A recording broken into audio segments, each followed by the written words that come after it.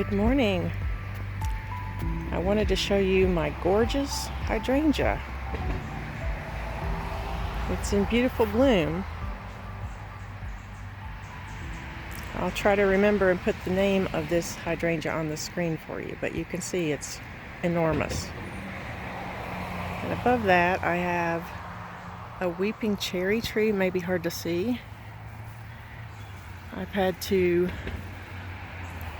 It bloomed this year really pretty, but it has a really odd grafting, and so I kind of butchered it a little bit. I'll show you a little more closely in a minute, but I'm hoping that it'll kind of straighten itself up because it had about 6 branches that should have been the main trunk, and it just was poking out all over it, very weird shaped angles. So I'm hoping it'll be straightened up by the hacking on it that I did. These are, we have a little cardinal sitting up, 2 of them. Look at those.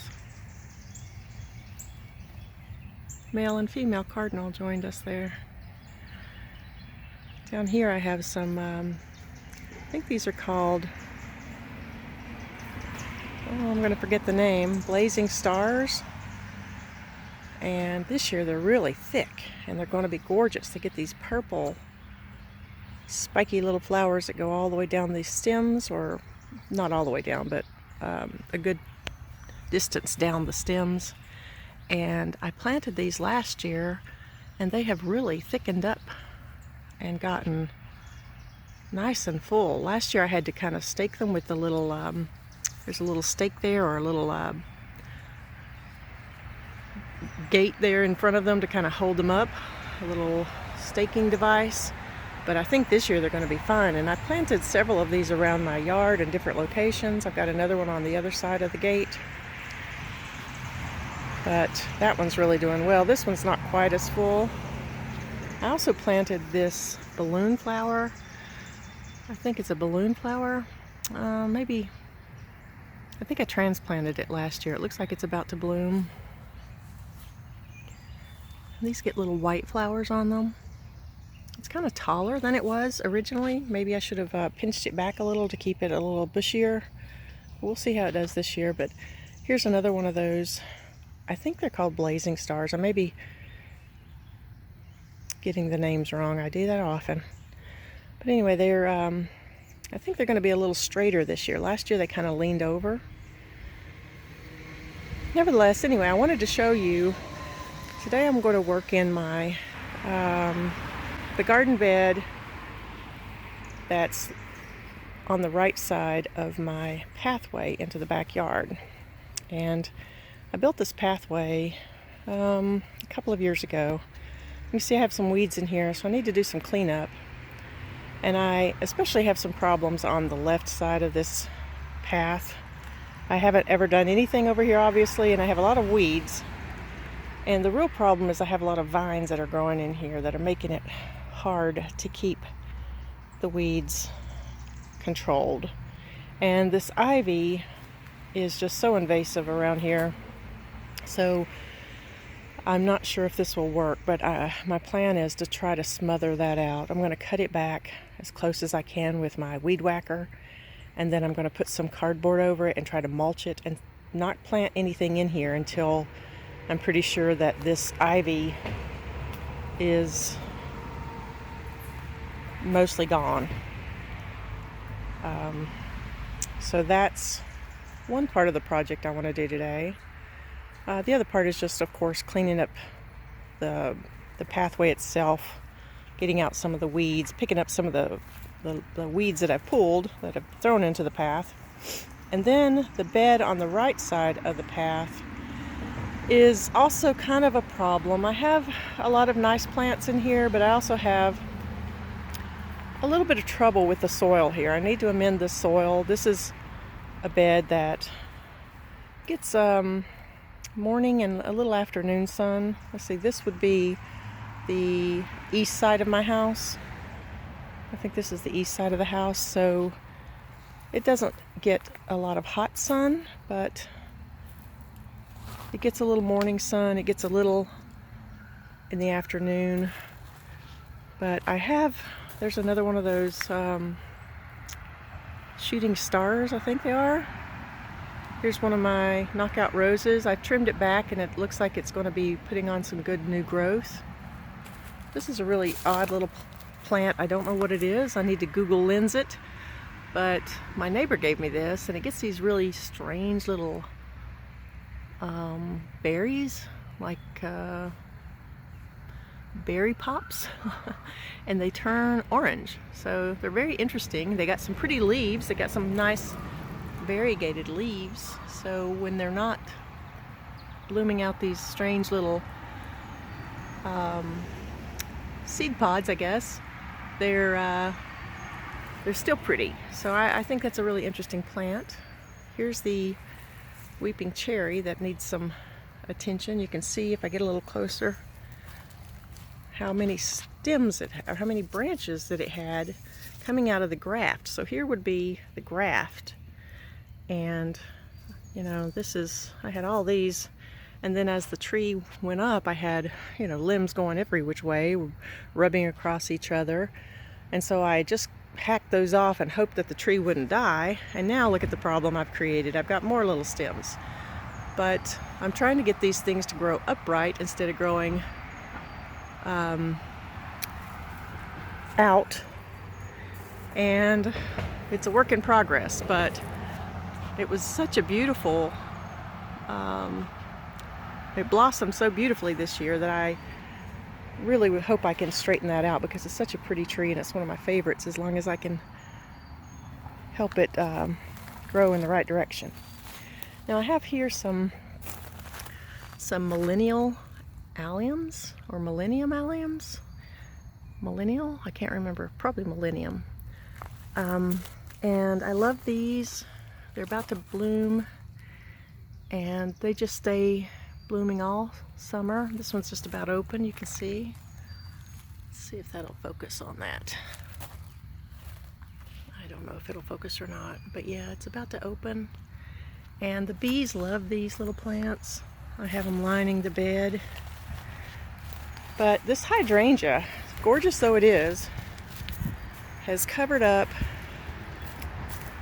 you know, a good third of the bed, a quarter to a third of the bed, and so it's laying on top of this one little allium. So I'm going to move that, and there's some other things under it as well. I think I've got a Russian sage back here under it, and there it is. It's being squashed under this big hydrangea. Here's some Gara I have. I have a coneflower back there about to bloom. Anyway, this bed is just kind of a hot mess, and it needs to be, I don't know if it's a good idea to move things when they're about to bloom. So I'm not sure about that, but here's another one of these balloon plants. Let's see if I can get here where the sun is. It's about to bloom. These are the white ones. Here's one of the little Russian sages. See, it's got the little pretty silvery stems with a purple little flowers on top. There's some more of the blazing stars. They're gonna be nice and tall this year and upright. Last year, as I mentioned, they were a little bit floppy.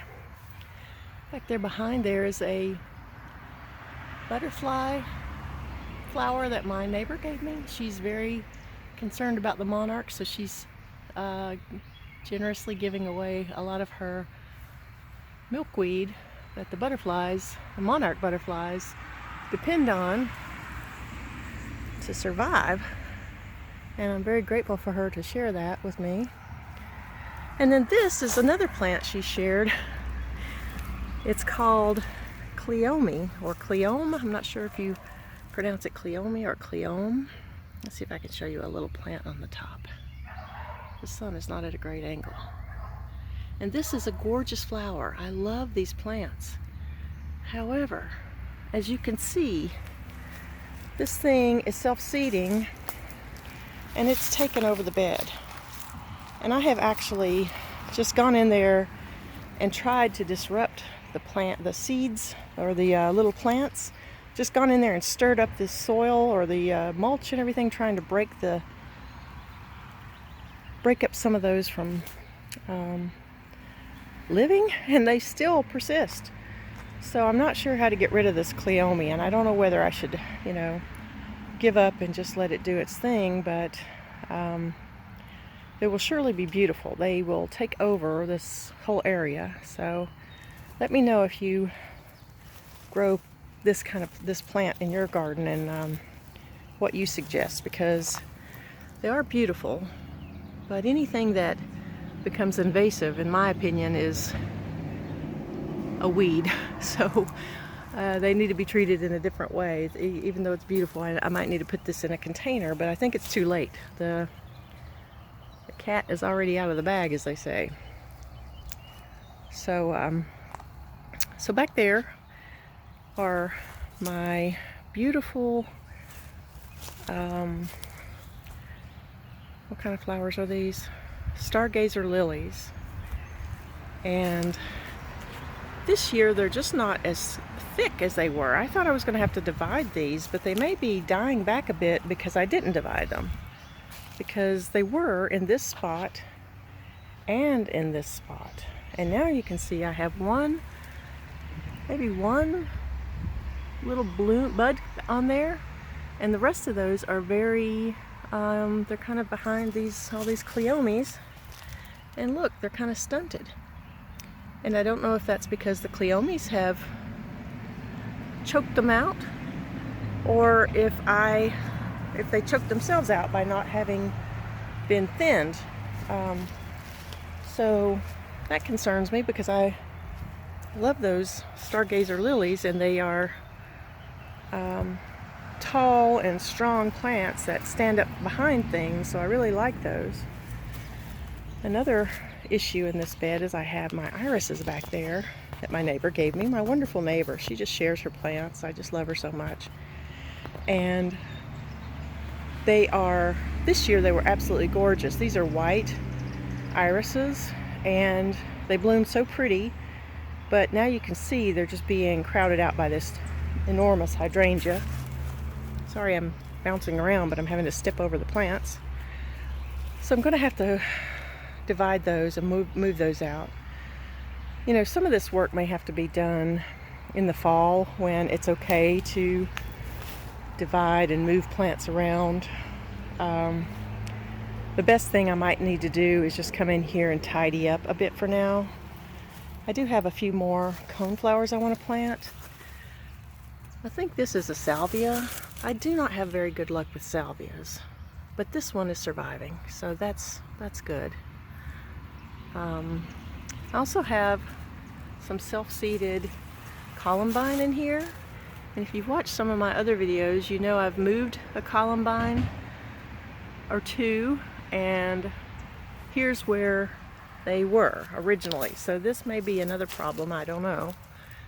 This could be one of those self-seeders that just spreads too much, but it can't compete with that Cleome over there. There's no way it spreads that much already. So, but it's choking out, all this stuff is kind of choking out my coneflowers, which are one of my favorite plants. So I really want to somehow straighten this bed up and trim back my Gara a little bit. I don't know, it's just kind of a hot mess. So this is what I'm going to work on today, and I hope this video is clear enough for you. But I really want this to be a very attractive space, since this is the path that leads down to the backyard. And if you're interested in the project I did to put this little path in, I didn't film all of this when I was doing it, but I think I might have taken a couple of photos. This was a hard, big job for me by myself. I poured these little cement stepping stones. I watched another YouTube video where someone was using blinds, like the wide, I think they're 3 or 4 inch wide blinds that hang vertically, and I made little forms out of those and poured the concrete in there, and this was quite a big job. But if you're interested in seeing that, I can put a couple of post a couple of photos so you can kind of see that process, some of that process at least. Anyway, here's what I'm working on today, and I will check in with you when I get a little something more to show.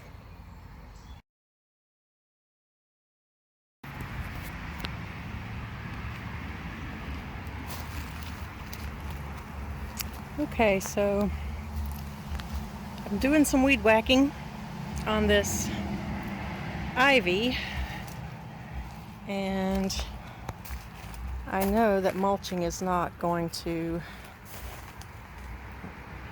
get rid of it. Look at the roots. So the leaves are whacked off a little bit, but look how deep the roots are, or thick the roots are, and you can only imagine how deep they are. And my neighbor's property line over there kind of dips down a little bit, so this is all mine. They're managing it on their side, but I can't seem to get it under control on this side. And so I don't think mulch is going to be the answer. I'm going to have to probably pull this out, dig it out, and I'm not up for that. So hopefully this will be a way to manage it from taking over the walkway, the path, and I'll just have to do this periodically, I guess. This is just a pain. So if you're thinking about ivy, think twice. I love it too. It's very pretty, but it is very tough to manage. So I'm going to do a little bit more weed whacking, and then I'm going to see how much cardboard I can find. And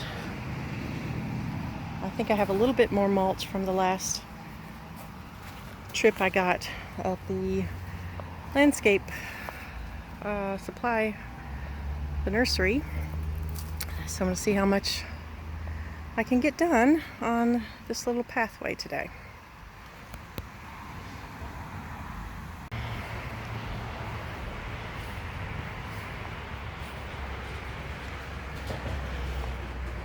Okay, I've cleaned out the path, and I've pulled as many of the vines as I have the energy to pull today.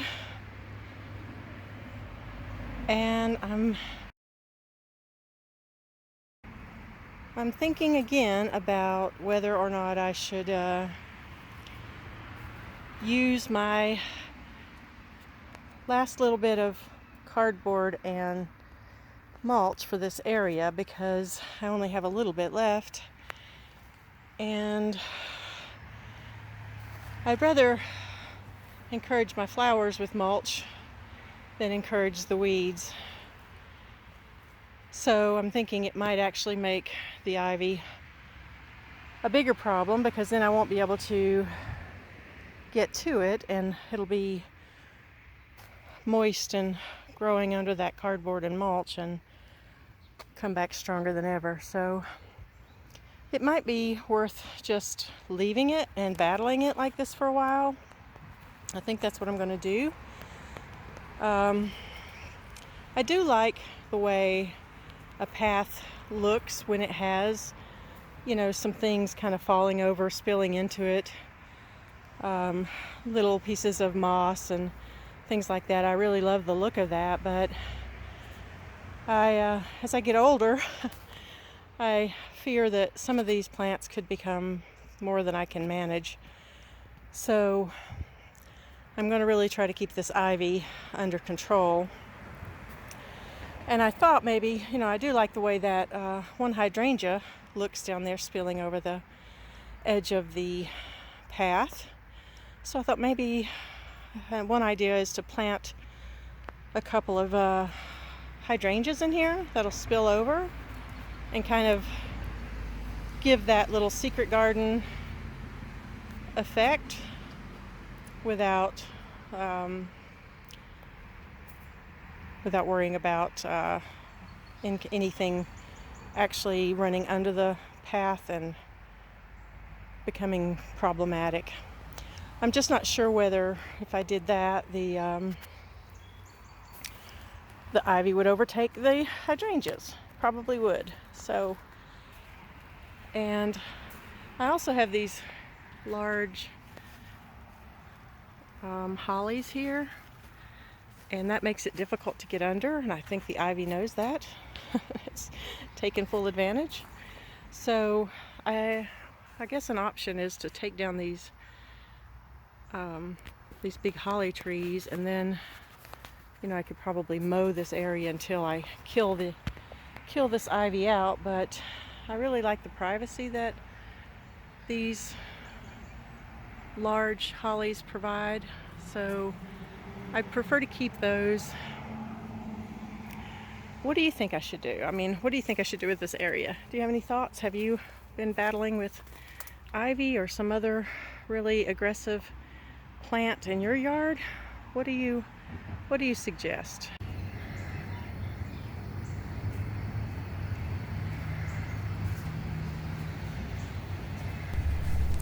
Okay, so after removing the plants that I wanted to put in other locations, my coneflowers and some of the other plants, I've decided to plant some wildflower seeds, and this mixture contains some dianthus, some echinacea, more echinacea. That's just what I took out.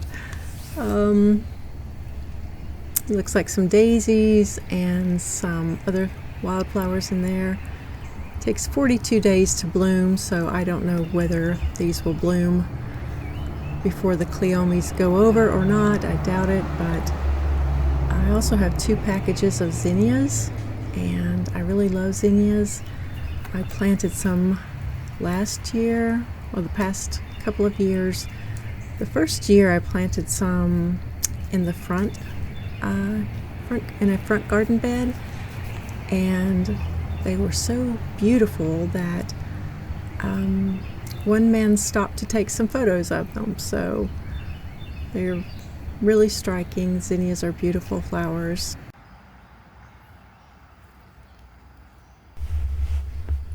Here you can see the cleome has started to bloom, and the stargazer lilies have begun to open. And some of the seeds, it's kind of hard to see. The mulch is only barely covering the leaves underneath, and it looks like there's a chipmunk at work in there as well, but there are a few seeds beginning to sprout. I did remove those suckers that were growing on the weeping cherry tree, cleaned that up a little bit. And now the liatris has begun to bloom.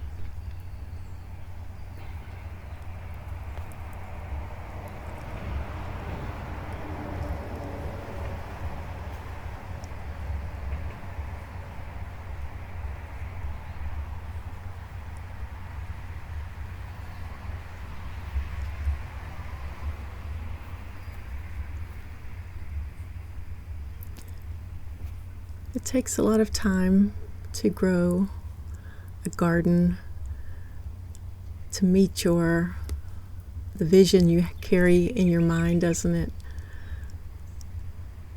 We have these gaps and we have things that are growing at different rates, but we just have to learn to be patient. And now here, I decided I was at Walmart, and so many things are not looking great at the box stores right now. It's very hot. It's late June, and the plants aren't looking very good. So I didn't see any hydrangeas that look very good, but I saw these beautiful dwarf butterfly bushes, and I thought, how perfect. This would be just perfect for my butterfly garden. And these shouldn't get very large. I think they get maybe 3 or 4 feet tall and wide. I should note here that I did read just now that the butterfly bushes are actually invasive in some areas. I did not know that. There are a couple varieties that are considered non-invasive. I don't think this is one of them. And I don't know if they are invasive here where I am, but that's something to look into if you are interested in getting a butterfly bush. You want to check and see if it's invasive in your area.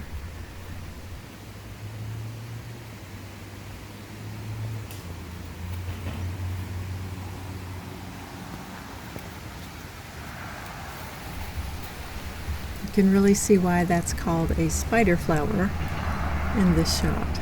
They do have little legs, looks like little spider legs hanging down. I have noticed a lot of butterflies bouncing around in this bed as I've been working out here. And I also read, which is a little alarming, that the nectar from the butterfly bush is attractive to butterflies, but it doesn't actually nourish them that well, and it keeps them sometimes from going to the native plants that need them to help pollinate them, and that are actually more beneficial to the butterflies. So that will encourage me to add more of the milkweed, the butterfly weed, here in this bed. I do have some more of the seeds, and I will be planting those, and hopefully I'll have enough of the nutritious butterfly weed and the butterfly bush for the butterflies. So hopefully I won't have any problems with the butterfly bush germinating and becoming invasive. I will keep an eye on that.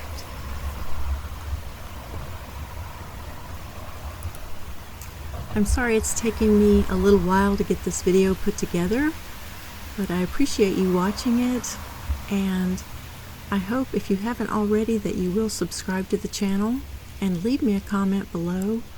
I really appreciate every one of you. I can't believe there are 130 subscribers already, so thank you all so very much.